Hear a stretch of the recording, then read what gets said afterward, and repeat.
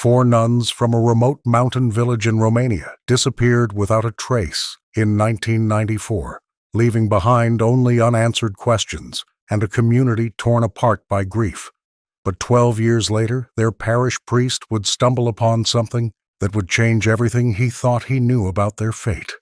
Before we dive into this shocking story, let me know where you're watching from today. And if this video keeps you on the edge of your seat, don't forget to hit that subscribe button. Father Gabriel Popescu had served the small village of Muntelisfont for over 2 decades, but nothing had prepared him for what he would discover on that cold October morning in 2006.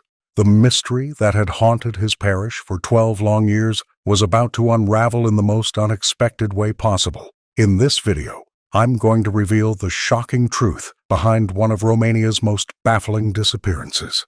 We'll explore how 4 devoted women of faith vanished from their monastery without leaving a single clue, why the initial investigation failed so catastrophically, and most importantly, what Father Gabriel found that exposed a dark secret the authorities never wanted uncovered. But first, let me take you back to where it all began, because understanding what happened in 1994 is crucial to appreciating just how devastating Father Gabriel's discovery would prove to be. The convent of the Sacred Heart sat nestled in the Carpathian Mountains, about 15 kilometers from the nearest village. It was home to only 4 nuns, making it one of the smallest religious communities in all of Romania. Sister Maria, the eldest at 62, had dedicated 40 years of her life to serving God in these remote mountains. Sister Elena, 54, was known throughout the region for her healing remedies made from mountain herbs. Sister Anna, 41, managed the convent's small garden and livestock. And Sister Lucia, the youngest at 28, had only recently taken her final vows after completing her novitiate. These women lived a simple, contemplative life.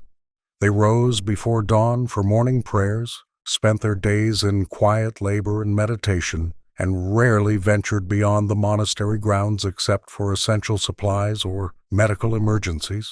The village below respected their dedication, often sending donations of food and occasionally requesting prayers for the sick or dying. On the morning of September 15th, 1994, a local farmer named George Ionescu made his weekly delivery of fresh milk and eggs to the convent. He arrived at his usual time, 7:30 in the morning, but found something that made his blood run cold. The heavy wooden door to the chapel stood wide open, creaking eerily in the mountain wind. George called out but received no response. The silence was unsettling, broken only by the sound of wind whistling through the stone corridors. He ventured inside, his footsteps echoing off the ancient walls.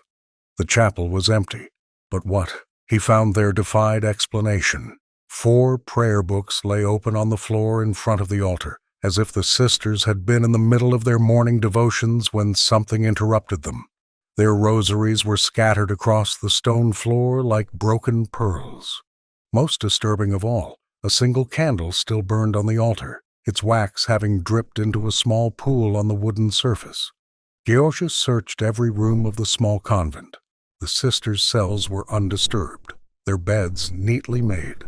Personal belongings remained exactly where they should be. In the kitchen, he discovered a pot of porridge still sitting on the stove, long since gone cold. 4 bowls had been set out for breakfast, but none had been touched. There were no signs of a struggle, no broken furniture, no blood, no indication that anyone had been forced to leave against their will. The sisters had simply vanished, as if they had been lifted from the earth by invisible hands. George immediately rode his horse to the village to alert the authorities. Within hours, the local police arrived at the convent, followed soon after by investigators from the regional capital. What they found puzzled them completely. The investigation revealed several disturbing details that made no logical sense. The convent's front door had been locked from the inside, with a heavy iron key still hanging on its hook by the entrance. Every window remained securely latched. There was only one other exit, a small door leading to the garden, but it too was locked from within. How could 4 women simply disappear from a building that was sealed from the inside? The investigators searched the surrounding forest for 3 full days. using tracking dogs and local volunteers familiar with the treacherous mountain terrain. They found absolutely nothing. No footprints leading away from the convent, no torn clothing caught on branches, no signs that anyone had passed through the dense woodland. The local police chief, Inspector Radu Nistor, later admitted in his report that he had never encountered anything like it in his 25 years of service. The case violated every principle of logical investigation.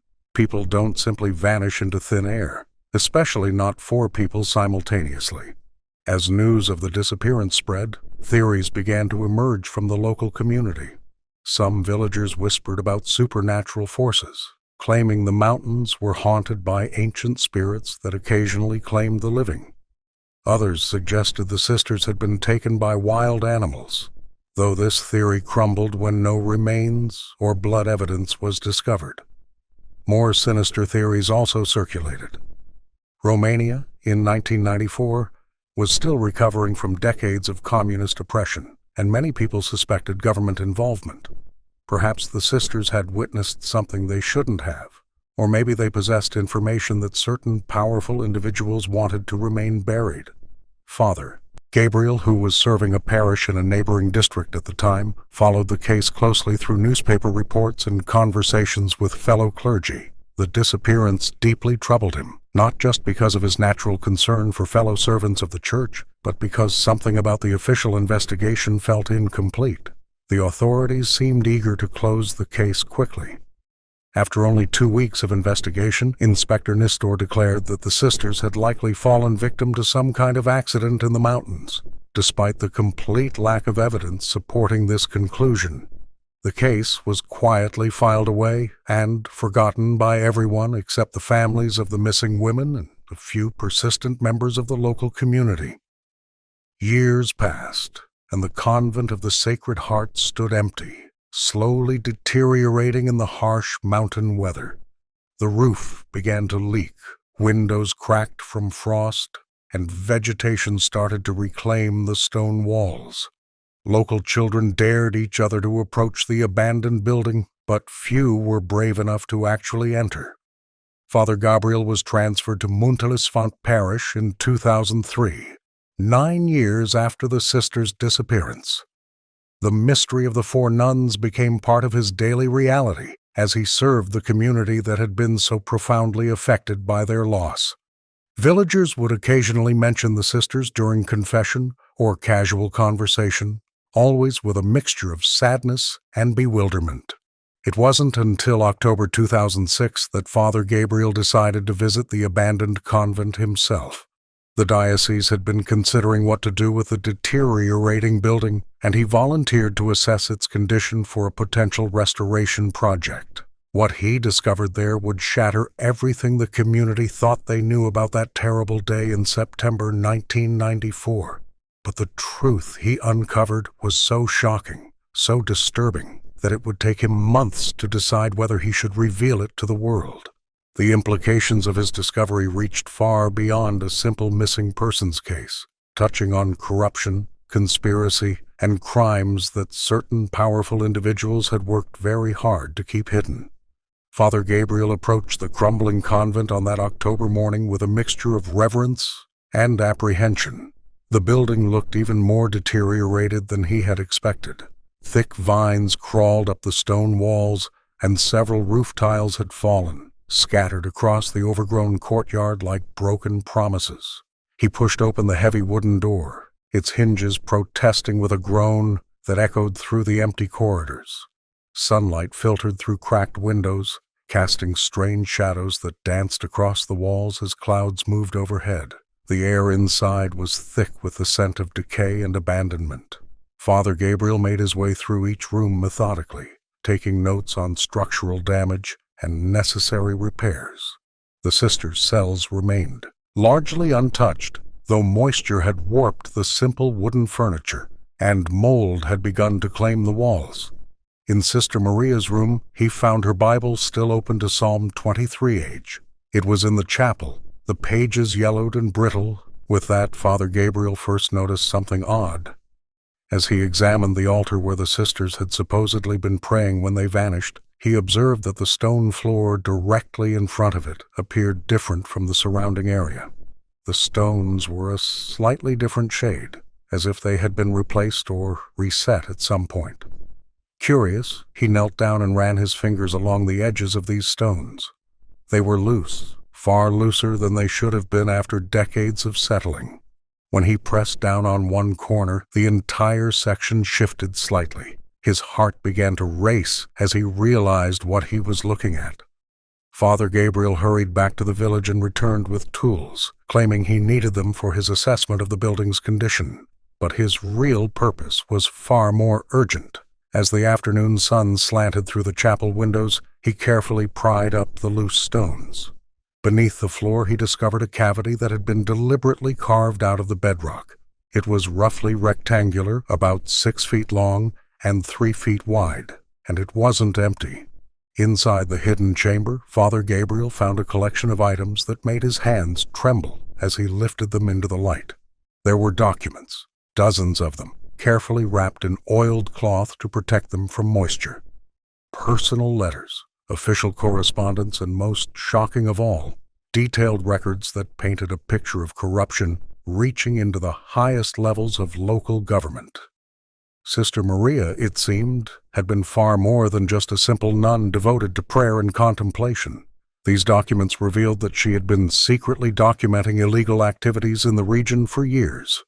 Timber theft from protected forests, unauthorized mining operations, and the most damning evidence concerned a embezzlement of funds meant for rural development projects. But network of officials who had been selling Romanian children to Western adoption agencies for enormous profits, far exceeding any legitimate adoption fees.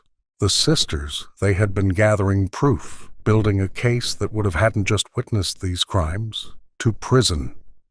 Father Gabriel's hands destroyed dozens of careers and sent powerful men shook as he read through Sister Maria's meticulous notes. She had recorded dates, times, locations, and the names of everyone involved. She had even managed to photograph several meetings between corrupt officials and foreign buyers, using a small camera hidden in her religious habit. The final document in the collection was a letter dated September 14th, 1994, just one day before the sisters disappeared. In Sister Maria's careful handwriting, it detailed her plan to deliver all the evidence to church authorities in Bucharest the following week. She had arranged to meet with a bishop who was known for his integrity and his willingness to stand up to corruption. That meeting, of course, never took place. Father Gabriel realized with growing horror that the sisters hadn't vanished mysteriously at all. They had been murdered, killed by people who knew about the evidence they possessed and couldn't risk having it exposed. The locked doors, the lack of signs of struggle, the complete absence of any trace of the women, it all made sense now. The perpetrators had used their positions of authority to stage the disappearance, making it appear supernatural or accidental. They had controlled the investigation from the beginning, ensuring that no real evidence would be found, and that the case would be quickly closed and forgotten. But who were these people? As Father Gabriel continued reading through the documents, names began to emerge that sent chills down his spine. Inspector Radu Nistor, the police chief who had led the investigation, was mentioned repeatedly as someone who had taken bribes to look the other way during illegal operations. Mayor Constantin Daianu, who had publicly expressed his grief over the sisters' disappearance and had even organized a memorial service for them, was identified as the mastermind behind the child trafficking network.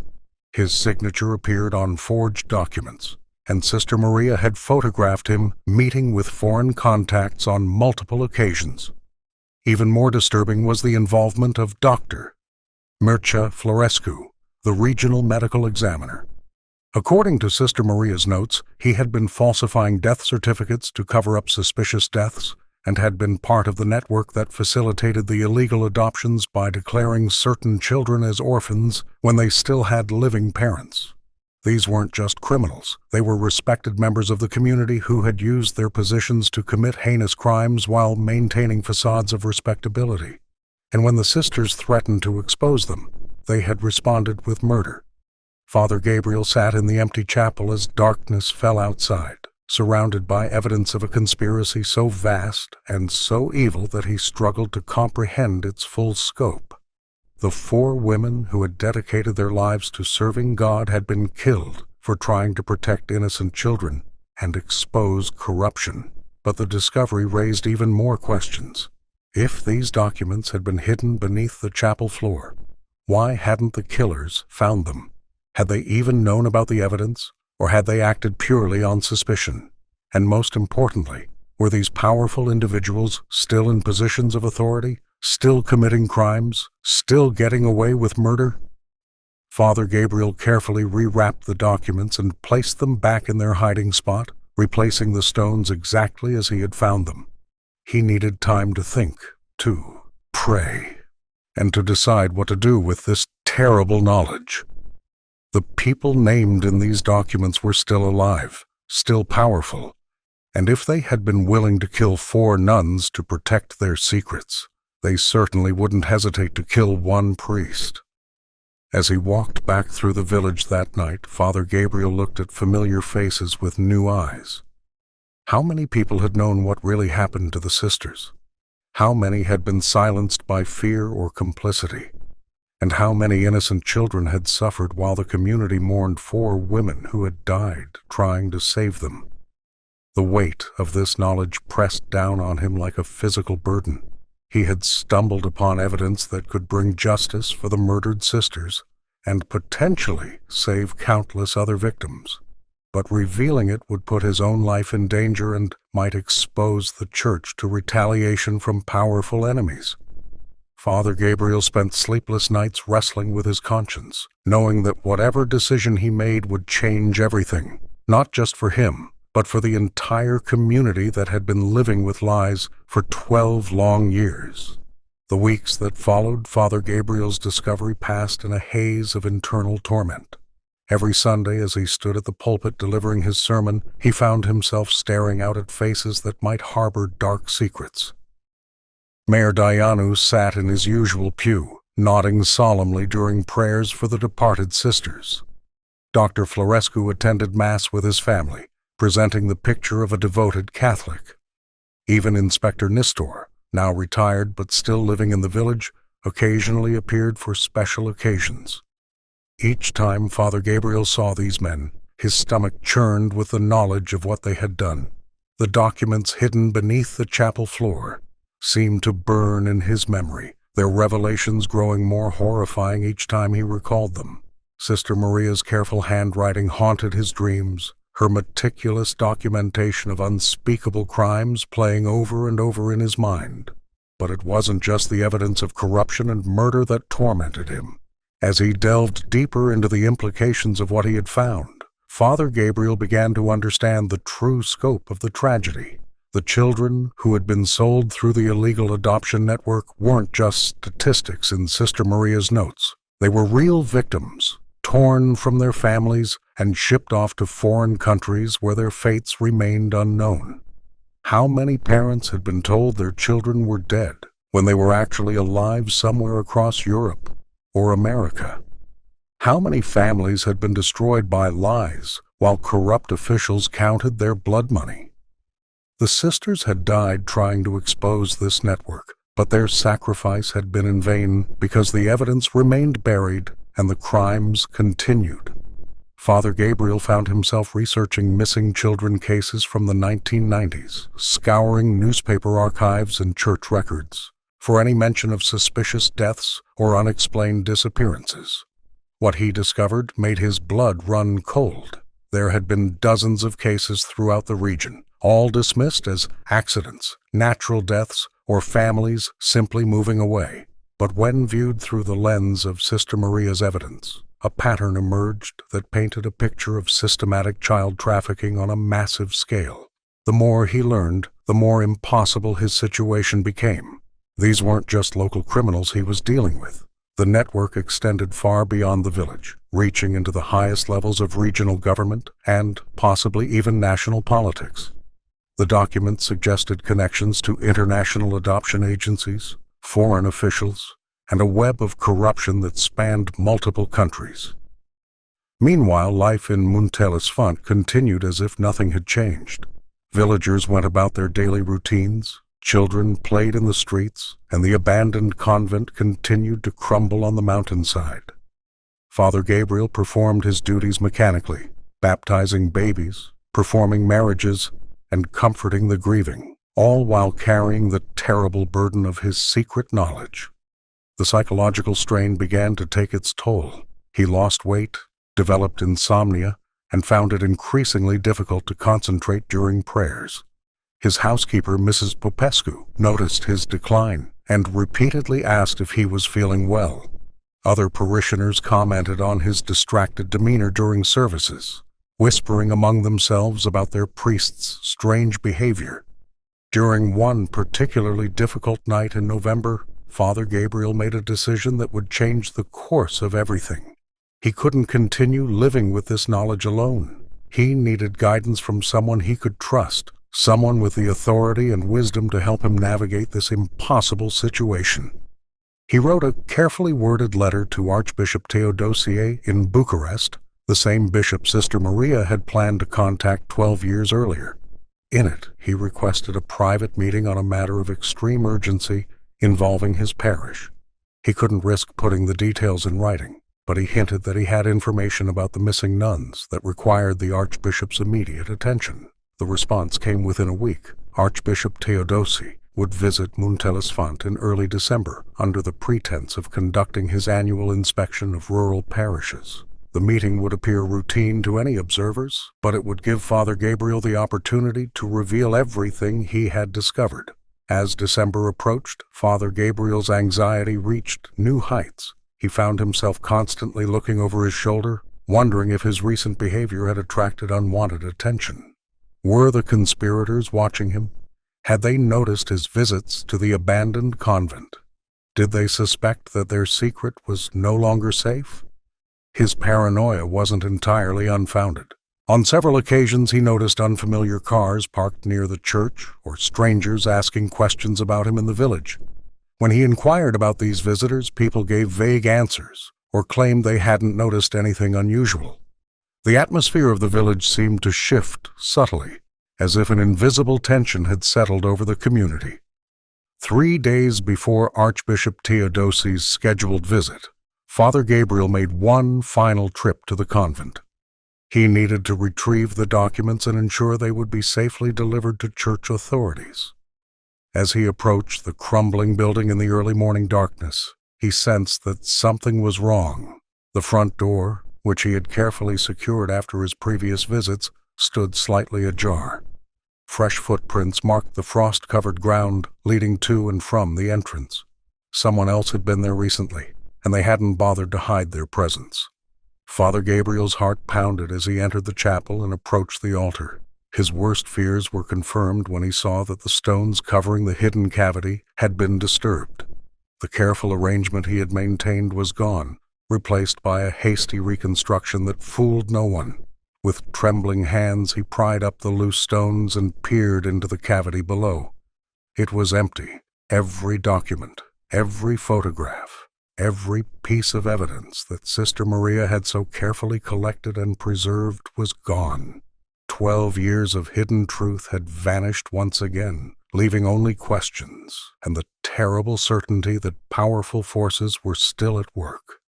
Father Gabriel sank to his knees on the cold chapel floor, overwhelmed by the magnitude of his failure.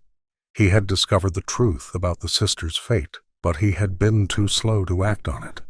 The evidence that could have brought justice for their murders and exposed the corruption that had claimed so many innocent lives was now in the hands of the very people it would have incriminated. As he knelt there in despair, Father Gabriel heard footsteps approaching from the convent entrance. Multiple sets of footsteps, moving with purpose and confidence. He realized with growing terror that whoever had taken the documents hadn't finished their work. They had returned for him. The footsteps grew closer, echoing through the stone corridors with an ominous finality. Father Gabriel closed his eyes and began to pray. knowing that he was about to join the four sisters who had died trying to protect the innocent. But even as fear overwhelmed him, a part of his mind was already planning, already searching for a way to ensure that their story wouldn't die with him. He thought of Archbishop Theodosi, who would arrive in 3 days, expecting to hear revelations that might never be spoken. He thought of the children whose suffering had been documented in those stolen papers, children who might never receive justice, now that the evidence was gone. Most of all, he thought of sisters, Maria, Elena, Anna, and Lucia, whose murders had been covered up so thoroughly that even their attempt to expose the truth had been erased from history. The footsteps stopped just outside the chapel entrance.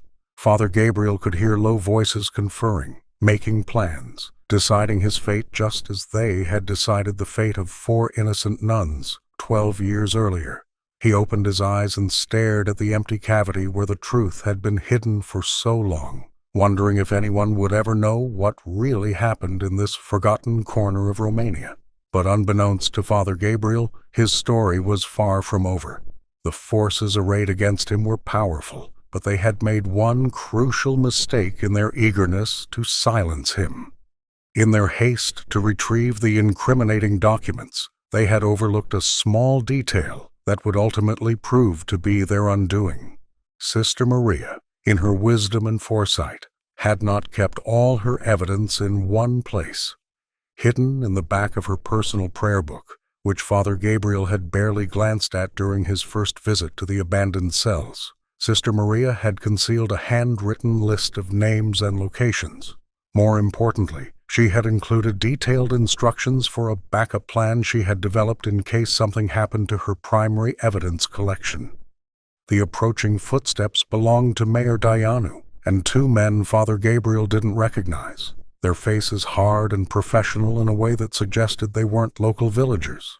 As they entered the chapel, the mayor's expression was almost apologetic, but his eyes held the cold calculation of someone who had crossed too many lines to turn back now. "Father Gabriel," Mayor Dianu said softly, his voice echoing in the empty space, "you've been asking too many questions about things that should remain buried." Father Gabriel rose slowly from his knees, his legs unsteady, but his resolve strengthening with each passing second. "The sisters deserved better than this," he replied, his voice carrying more authority than he felt. "They were murdered for trying to protect children." One of the strangers stepped forward, but the mayor raised a hand to stop him. "You don't understand the complexity of the situation, Father. Those women were going to destroy lives, ruin families, bring down institutions that serve the greater good. Sometimes difficult decisions must be made for the benefit of everyone." "Whose benefit?" Father Gabriel challenged. "The children, who were sold like livestock? The parents who were told their babies died when they were actually shipped off to foreign countries? Or just your benefit, Constantine?" The use of the mayor's first name seemed to strike a nerve. His composed facade cracked slightly, revealing the dangerous man underneath. "You have no proof of anything. The documents you found are gone, and without them you're just a troubled priest making wild accusations." But Father Gabriel smiled, an expression that seemed the documents being gone, "but you made the same to surprise everyone in the room. You're right about mistake 12 years ago that you're making now. You assume you know everything, but you don't." He reached into his jacket pocket and pulled out Sister Maria's prayer book, holding it up so they could all see it. Sister Maria was more careful than you realized. She knew that keeping all her evidence in one place was dangerous, so she created multiple hiding spots. "This contains names, dates, and locations that will expose everything." The mayor's face went pale. "Give me that book, Gabriel." "No." Father Gabriel took a step backward, closer to the altar.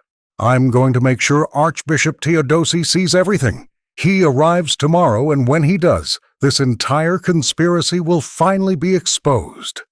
The 2 strangers moved to flank Father Gabriel, cutting off his escape routes. But instead of trying to run, he did something completely unexpected.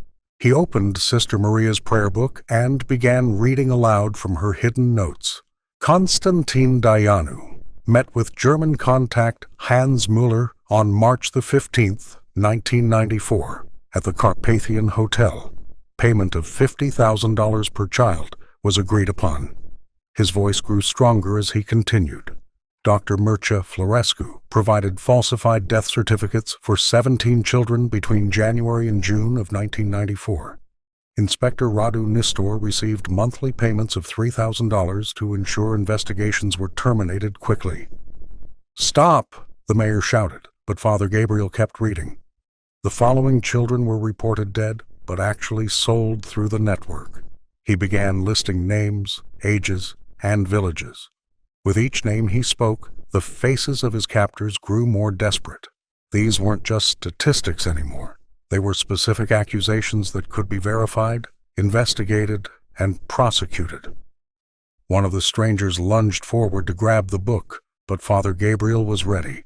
He threw Sister Maria's prayer book with all his strength toward the broken window at the far end of the chapel. It sailed through the opening and landed somewhere in the overgrown courtyard outside. The mayor cursed in Romanian, then switched to rapid German as he barked orders at his companions. Father Gabriel didn't understand the language, but the meaning was clear. They were going to kill him, and then search for the book until they found it. As the men advanced on him, Father Gabriel backed against the altar where the sisters had been praying when their lives were cut short. He thought about their faith, their courage, and their ultimate sacrifice. If he was going to die in this place, he would face it with the same dignity they had shown. But fate had one more twist in store. The sound of vehicles approaching broke the morning silence, followed by car doors slamming and voices calling out. Archbishop Teodosi had arrived a day early, accompanied by a full contingent of church officials and what sounded like law enforcement officers. The mayor's face contorted with rage and desperation. His carefully constructed world was collapsing around him, and there was nowhere left to run. The evidence might be scattered, but too many people now knew the truth for it to remain buried. "This isn't over," he hissed at Father Gabriel as the sound of footsteps echoed through the convent corridors once again. But this time, they belonged to people seeking justice rather than perpetrating crimes. Archbishop Teodosi appeared in the chapel doorway, flanked by 2 Romanian police officers and a stern-faced woman who introduced herself as Inspector Andreea Popescu from the National Anti-Corruption Unit. Behind them came Dr. Elena Radu, a forensic specialist from Bucharest, and several other officials whose presence suggested this was far more than a routine parish inspection. "Father Gabriel," the Archbishop said, his voice filled with both relief and concern, "we received your letter, but we also received some additional information that prompted us to move more quickly than originally planned." The woman from the anti-corruption unit stepped forward, her gaze taking in the scene with professional efficiency. "We've been investigating reports of child trafficking networks in this region for several months. Your letter provided the final piece we needed to obtain warrants for arrests and searches. Within hours, the truth that had been buried for 12 years was finally brought to light." Sister Maria's prayer book was recovered from the courtyard, its hidden pages revealing a network of corruption that reached far beyond the small mountain village. Mayor Dianu, Dr. Florescu, and the retired Inspector Nistor were arrested, along with dozens of other officials across Romania and several other countries. The investigation that followed uncovered evidence of over 200 children who had been illegally trafficked through the network between 1992 and 1994-2006. Many of these children, now adults, were located and reunited with families who had been told they were dead. The international adoption agencies involved were shut down, and criminal proceedings began against their operators in multiple countries. Father Gabriel's courage in preserving and revealing the truth led to one of the largest anti-corruption cases in Romanian history. The 4 nuns who had died trying to protect innocent children were finally given the recognition they deserved. Sisters Maria, Elena, Anna, and Lucia were posthumously honored by both the Romanian Orthodox Church and the government for their sacrifice in defense of the innocent. A new memorial was erected at the Convent of the Sacred Heart, not just to remember the sisters who died there, but to honor all the children whose lives were forever changed by the evil they tried to expose. The inscription reads simply, "In memory of those who died protecting the innocent, and in honor of those who survived to tell the truth." The case became a turning point in Romania's fight against corruption and human trafficking. New laws were enacted to protect children in adoption processes, and oversight mechanisms were established to prevent similar networks from operating. Father Gabriel continued to serve his parish, but he also became an advocate for victims of trafficking, working with international organizations to identify and rescue children who had been sold into exploitation. Sometimes the darkest secrets are hidden in the most sacred places, but as this case proved, truth has a way of surviving even the most determined efforts to bury it. The courage of 4 nuns who refused to stay silent, and 1 priest who refused to let their sacrifice be forgotten, ultimately brought justice to hundreds of victims and exposed a conspiracy that had operated in the shadows for over a decade.